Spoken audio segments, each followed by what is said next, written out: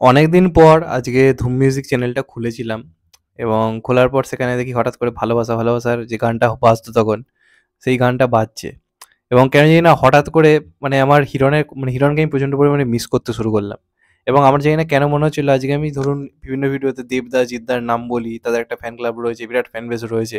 আজ কিন্তু হিরণ নামটাও কিন্তু তার সঙ্গে অ্যাড হতে পারতো, যেমনভাবে সোহম নামটাও অ্যাড হতে পারতো, হিরণ নামটাও কিন্তু অ্যাড হওয়ার পুরোপুরি জায়গা ছিল। এবং আজকে হিরণের স্টারডাম নিয়ে অনেক কথাবার্তা হয়, হিরণকে নিয়ে আমরা খিল্লি করি, দ্যাটস ওকে, সেটা ব্যাপারটা আলাদা, সেই কথা আমি পরে আসছি। কিন্তু হিরণে কিন্তু স্টারডাম ছিল এবং যথেষ্ট ভালো ছিল এবং হিরণের মধ্যে কিন্তু অনেক ব্যাপার স্যাপারও ছিল যেটা তাকে পুরোপুরি প্রপার একটা আজকের দিনে মাস হিরো তাকে বানাতে পারতো। এটা মানে কোনোভাবে অস্বীকার করার কোনো জায়গাই নেই। মানে আমার একটা টাইম মনে পড়ছে স্কুল লাইফের কথা, আমার তখন কত হবে 7-8 এরম টাইমেই পড়ি। 2007 সালে দেবের আই লাভ ইউ এসেছিল, 2007এই সম্ভবত এসেছিল যেটুকু আমার মনে পড়ছে। এবং অপরদিকে আমরা যদি দেখি হিরণের সিনেমা নবাব নন্দিনীও সেই বছর এসেছিল। তো বলা যেতে পারে একই বছরে কিন্তু দেব আর হিরণের বলা যেতে পারে কেরিয়ার শুরু হয়। দেবের এক বছর আগে 2006 বেসিক্যালি, কিন্তু 2006 অগ্নিশপথ যে সিনেমাটা আছে সেটা সেইভাবে ওয়ার্ক করেনি। কিন্তু হিরণের সিনেমা 2007 তার প্রথম যেটা সিনেমা ছিল নবাব নন্দিনী, প্রথম সিনেমাতেই কিন্তু সে একটা বড়সড় কিন্তু জায়গা তৈরি করে আমাদের বাংলা ইন্ডাস্ট্রিতে। একদিকে ওই বছর দেবের আই লাভ ইউ যথেষ্ট ভালো বিজনেস করেছিল, অপরদিকে কিন্তু হিরণের নবাব নন্দিনীও সেই বছর কিন্তু যথেষ্ট ভালো কিন্তু একটা বিজনেস করেছিল। এবং দেব কোয়েল জুটি অনেক জনপ্রিয় হওয়ার আগে কোয়েলকে কিন্তু লোকে জিতের পরে সবথেকে বেশি পছন্দ করেছিল হিরণের সাথে। হিরণের সঙ্গে যে সিনেমাটা এসেছিল নবাব নন্দিনী, লোকে তাকে সেখানে ভীষণভাবে পছন্দ করে। এবং তার পরের কাজই হয় শ্রাবন্তীর সঙ্গে, যেটা ছিল ভালোবাসা ভালোবাসা, এখানেও তার জনপ্রিয়তা মানে তুমুল ছিল। মানে তখন মানে এই দুটো সিনেমা করে হিরণের ক্রেজ জাস্ট অন্য জায়গাতে পৌঁছে গেছিল। আমার এখনো মনে আছে আমরা যে কোচিনে পড়তাম সেখানে অনেক ছেলে মেয়ে পড়তো, আমাদের বন্ধু বান্ধবী, তারা এখন মানে লাইফে বিভিন্ন জায়গায় নিজেদের কাজে ব্যস্ত, আমি আমার মতো করে চলছি, তারা তাদের মতো করে চলছে। তো মনে পড়ছে সেই দিনগুলো কথা, তখন আমার মনে আছে মানে অনেক মেয়েরা মানে দেবের নাম শুনে একদিকে ভাগ হয়ে যেত, একদিকে ভাগ হয়ে যেত হিরণের নাম শুনে, তো এরকম দুজনের মধ্যে লড়াই হতো। মানে কেউ কেউ দেবের ফ্যান, কেউ কেউ হিরণের ফ্যান। আজকে যেমন ব্যাপারটা সেই জায়গায় নেই, মানে এখনকার দিনে বলুন না নতুন হিরোদের মধ্যে এরকম লড়াই আপনি দেখতে পাবেন? দেখতে পাবেন না। ওই সময় দেবদা হিরণের মধ্যে একটা তুমুল লড়াই হতো। পরবর্তীকালে তো দেবদা মানে কেন টিকে আছে সে কথা আমি বহুবার বলেছি, তার কারণ হচ্ছে স্ক্রিপ্ট চয়েস। আর হিরণ কেন টিকতে পারেনি তার বড় কারণ হচ্ছে ওই একটা জায়গাতেই স্ক্রিপ্ট চয়েস। আজকে আপনারা যদি দেখেন দেবের কেরিয়ার, দেব কিন্তু মানে যখন কেরিয়ারের সেরা টাইমটা যাচ্ছে মেইনস্ট্রিম কমার্শিয়াল ক্ষেত্রে, সে যখন রংবাজ করছে, সে যখন ওই ধরনের সিনেমা করছে, দেব কিন্তু ওই সময় এক্সপেরিমেন্ট করেছে। দেব ওই সময় কি করেছে, একটা বুনোহাস করেছে, একটা চাঁদের পার করেছে, যেটা তাকে অভিনেতা হিসেবে অন্য জায়গা দিয়েছে। দেব কিন্তু আমি বলছি না যে বুনোহাস করেই প্রথমে একটা অসাধারণ অভিনয় করতে পেরেছিল, কিন্তু সে শেখার চেষ্টা করেছিল। কিন্তু হিরণের মধ্যে ওই জিনিসটারই অভাব ছিল। হিরণ কিন্তু প্রথম দিকে কিন্তু যথেষ্ট কিছু ভালো অভিনয় করেছিল, আর সব থেকে বড় উদাহরণ ছিল জ্যাকপট। কৌশিক গাঙ্গুলি হিরণকে মানে কাস্ট করেছিল, তো এমনি এমনি তো সে নেয়নি। মানে কৌশিক গাঙ্গুলির মধ্যে একটা পরিচালক যখন একজন অভিনেতাকে নিচ্ছে মেন স্ট্রিম কমার্শিয়াল সিনেমা, তার মানে বুঝতে পারছি এটার মধ্যে কিছু একটা ব্যাপার ছিল। কারণ কৌশিক গাঙ্গুলি তো উল্টো পাল্টা অভিনেতাকে নেবে না, তো জ্যাকপট সিনেমায় নিয়েছিল এবং সেখানে হিরণের অভিনয় মানে প্রচণ্ড প্রশংসিত হয়েছিল। হিরণের কেরিয়ার মানে আপনারা ফিল্মোগ্রাফি যদি দেখেন, প্রথম 4-5টা সিনেমা দুর্দান্ত বিজনেস করেছিল। আমরা যদি দেখে একটা নতুন হিরোর দিক দিয়ে বিচার করে, নবাব নন্দিনী, ভালোবাসা ভালোবাসা, চিরসাথী, মা আমার মা, তারপর যদি দেখেন জ্যাকপট এবং মন যে করে হুড়হুড়, হ্যাঁ এই সিনেমাটার নাম বলতেই হবে, সিনেমার গান খুব জনপ্রিয় হয়েছিল। এবং এই সিনেমাটাও কিন্তু তখন সিঙ্গেল স্ক্রিনে, আপনারা যে দেখেন এখন ইয়াস বনির ফ্লপ সিনেমাগুলো যা কালেকশন করছে, সেই সময় তার হিরণে কিন্তু ফ্লপ সিনেমাগুলোর কালেকশনও, আমি কিন্তু বলছি মন যে হুড়হুড় করে কিন্তু হিট হয়নি, সেই সময় তার এই সিনেমাটা অ্যাভারেজ বিজনেস করেছিল, কিন্তু সেগুলোর কালেকশন আজকে ইয়াস বা বনির হিট সিনেমার যে কালেকশন হয় তার থেকে কিন্তু বেটার কালেকশন করতো। সিঙ্গেল স্ক্রিনে কিন্তু যথেষ্ট জনপ্রিয়তা ছিল হিরণের, লোকে এলে দেখতে যেত, লোকে কিন্তু এই ছেলেটার জন্য তখন হলে যেত, এরকম একটা ব্যাপার কিন্তু তৈরি হয়েছিল।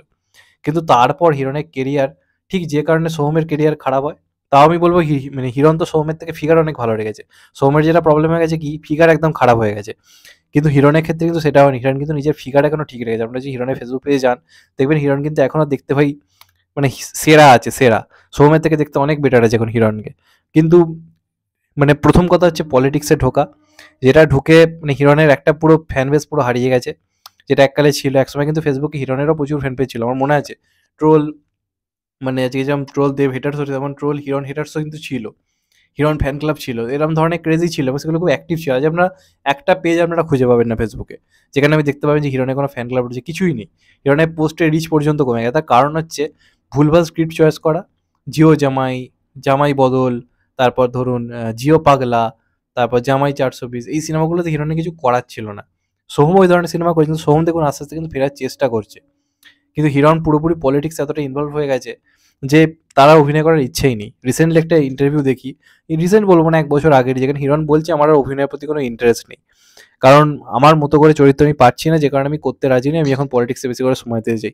মানে সে এক প্রকার জায়গা ছেড়ে দিল আফটার 2019। আমার মনে আছে বেশ কয়েক বছর আগে হিরণের একটা সিনেমা এসেছিল যেখানে তার অভিনয় খুব প্রশংসিত হয়। আমার ঠিক নামটা এই মুহূর্তে মনে পড়ছে না, আমি সেটা পরে রিভিউ করেছি। হ্যাঁ, সরি, মেহের আলী। মেহের আলী সম্ভবত নামটা। সেটা মানে হিরণের কাজ দারুণ ছিল। কিন্তু হিরণ জাস্ট হাল ছেড়ে দিয়েছে। হিরণ এখন আর অভিনয়ে তার কোনো ইন্টারেস্ট নেই। পলিটিক্সে ঢুকে নাম কামিয়ে সবসময় এই হিরোকে নিয়ে কটাক্ষ, ওই হিরোকে নিয়ে কটাক্ষ করে কি হয়েছে? যেটুকু তার যে ফ্যান বেস ছিল, যেটুকু তার যে দর্শক ছিল, সেটাও জাস্ট নষ্ট হয়ে গেছে। পলিটিক্স আর অভিনয়টাকে ব্যালেন্স করা খুব ডিফিকাল্ট। এই কারণেই দেব আজকে টিকে রয়েছে। যে আজকে দুটো জায়গাতেই তার সমানে। আজকে যখন দেবদা বুঝছে তাকে অভিনয়ে বেশি জোর দিতে হবে, সে কিন্তু পলিটিক্সের কোনো এতে সে যাচ্ছে না। কিন্তু হিরণদা কিন্তু অভিনয়ের দিকে তার কোনো অ্যাক্টিভিটি আর নেই। বহুদিন ধরে কোনো মানে কোনো খবরই নেই হিরণদার। আফটার 2019, 2020 সম্ভবত একটা সিনেমা এসেছিল 'জিও জামাই', সেটা ডিজাস্টার হয়। যেটা কোনো খবরই লোকে জানতো না। আর তারপর তার কোনো সিনেমা আসেনি ৪ বছর হতে চলল। মানে আপনারা 2019 যদি দেখি ৫ বছর হিরণদার কোনো কাজ নেই। তার মানে কি অবস্থা বুঝতে পারছেন? কোথায় এসে দাঁড়িয়েছে হিরণের কেরিয়ার? একটা সময় যাকে দেবজিতের উত্তরসূরি বলা হতো, দেবের সঙ্গে তার নাম সমানে, সমানে আসতো। একটা চিরকাল একটা লড়াই চলতো। তার সিনেমার গান ব্লকবাস্টারে হিট হতো। লোকে তার অভিনয়ের প্রশংসা করতো। একটা সুদর্শন অভিনেতা যার চেহারা রয়েছে, বাচ্চা মাস্তানে কি বডি করেছিল, এবং অভিনেতা কিন্তু খারাপ ছিল না, যথেষ্ট ভালো ছিল। কিন্তু এক হচ্ছে ভালো ভালো পরিচালক তাকে কোনোদিন সেইভাবে কাজে লাগালো না। সেকেন্ড, হিরণের নিজের স্ক্রিপ্ট চয়েস। আর থার্ড হচ্ছে পলিটিক্সে ঢুকে যাবে। এই তিনটে জিনিস হিরণকে জাস্ট শেষ করে দিয়েছে। আর এখন হিরণের কামব্যাক করা জাস্ট ইম্পসিবল। মানে কারোর পক্ষেই হিরণের কামব্যাক করানো সম্ভব নয়। কারণ হিরণ মানে জাস্ট সময়ের সঙ্গে সঙ্গে হারিয়ে যায় একটা অভিনেতা। যেমন বলিউডে আপনারা যদি দেখেন তুষার কাপুর, উদয় চোপড়া, এরা জাস্ট এখন খিল্লি হয় এদেরকে নিয়ে। এদের আর কোনো অস্তিত্ব নেই। তেমনভাবে ঠিক আজকে হিরণের তাই। হিরণ খুব বেশি চান্স পেলে ওই সাইড অ্যাক্টর করতে চায়, মানে সাইড অ্যাক্টরের পার্টি পাবে। আর সেটা হিরণ করতে চায় না এখন আর। বলেই দিয়েছে স্ক্রিপ্ট। আর হিরণ নিজে যে কাজগুলো আনবে বলছে, সেটা ২-৩ বছর ধরে বলছে। কিন্তু এখনো অবধি সেগুলো কোনো মানে খবরই নেই। তো জাস্ট মানে হাল ছেড়ে দেওয়া একজন অভিনেতা, এবং যে কারণে আজকে অনেক নাম থাকতে পারত। কিন্তু শুধুমাত্র দেবজিৎই কিন্তু টিকে রয়েছে। অঙ্কুশ তো অনেক পরে। তারপর আপনারা যদি দেখেন মানে সোহম-টোহমও কিন্তু হিরণের অনেক পরেই এসেছিল। মানে সিনিয়র অভিনেতা হিসেবে। হিরণের তো আগে সোহম এসেছে, কারণ সোহম ছোটবেলা থেকে কাজ করছে। কিন্তু মানে বড় পর্দায় অভিনেতা হিসেবে ডেবিউটা, মানে নামটা যে কামানোটা, সেটা কিন্তু অনেকটাই হিরণের পরে হয়েছিল। কারণ সোহমের তার আগের সিনেমাগুলো বাজিমাত-ফাজিমাত একটা নবাব নন্দিনী বা একটা ভালোবাসার মতো কিন্তু হিট ছিল না। সোমকে ব্রেক দেয় হচ্ছে প্রেম আমার, অমানুষ, এইগুলো। তারপর সোমের সাথেও যা ঘটেছে, মানে সোমেরও একই জিনিস, হিরণেরও একই জিনিস, কিন্তু সোম কামব্যাক করতে পারবে, তার কারণে হিরণের মতো করে সোম হালটা ছেড়ে দেয়নি। মানে হিরণ জাস্ট হাল ছেড়ে দিয়েছে। এখন আমরা হিরণকে নিয়ে কোনো আশাই রাখতে পারবেন না যে হ্যাঁ, এই ছেলেটা কামব্যাক করতে পারবে, কিছু করতে পারবে। পরবর্তীকালে যদি কোনো বড় সুপারস্টার কাজ করে, দেব তো মনে হয় না কাজ করবে বলে, কারণ দেবকে নিয়ে যা তা বলে হিরণ, যা তা বলে। তো সেটা মানে কারোর সঙ্গে সেইভাবে বন্ধুত্বপূর্ণ সম্পর্ক নেই, নিজের মতো করে চলে, ওটা একটা বড় কারণ। আর আর কেউ নেবে বলে তো আমার মনে হয় না। তো যেভাবে টোটা, যিশু এদের একটা কামব্যাক হয়েছে, আমরা প্রত্যেকেরই দেখি যদি একটা কামব্যাক হয়েছে, কিন্তু হিরণ সেখানে দাঁড়িয়ে একমাত্র যে যার কোনো খবরই নেই, যার কোনো অস্তিত্ব নেই। বাকিদের কিন্তু অস্তিত্বটা রয়েছে। বাকিদের খবরে আসছে প্রত্যেকদিন কিছু না কিছু কারণে, কিন্তু হিরণ জাস্ট ওয়াশ আউট। কোনো মানে কোনো খবরই নেই। যাই হোক, আজকে মনে হলো এটা নিয়ে কথা বলা দরকার। অনেকদিন পর মনে পড়লো। আজকে হিরণ থাকলে আরেকটা আমরা হয়তো লিডিং হিরো হয়তো পেতাম, লিডিং হয়তো সুপারস্টার হয়তো পেতাম, যদি তাকে ঠিকভাবে ইউজ করা হতো। তোমাদের এটা নিয়ে কি মতামত অবশ্যই কমেন্ট করে জানাও। যদি চ্যানেলটা নতুন হয়ে থাকো, চ্যানেলটাকে সাবস্ক্রাইব করে দিও, and tick the bell icon. ভালো থেকো সবাই, টেক কেয়ার, নমস্কার, আবার দেখা হবে। এখন তো বাই, সবাই ভালো থেকো, সুস্থ থেকো, নমস্কার, টেক কেয়ার, আবার দেখা হবে।